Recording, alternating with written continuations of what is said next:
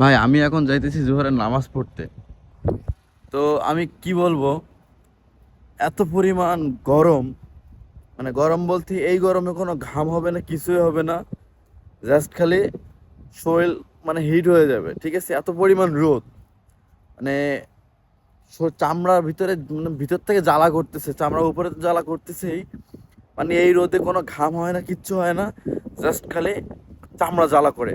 মানে রোদের কথা কি বলবো, জাস্ট একটু দেখেন কি পরিমাণ রোদ, ঠিক আছে?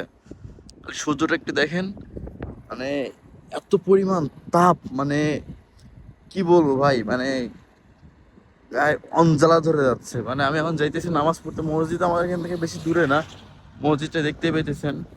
তো আজকে ভিডিওটা এই কারণে করা যে আমাদের এই গরম লাগতেছে, এই চামড়া জ্বালা করতেছে, যারা প্রবাসে, যারা বাইরে কাজ করতেছে, তাদের অবস্থাটা কি হইতেছে, আমি জাস্ট খালি এটাই ভাবতেছি, ঠিক আছে?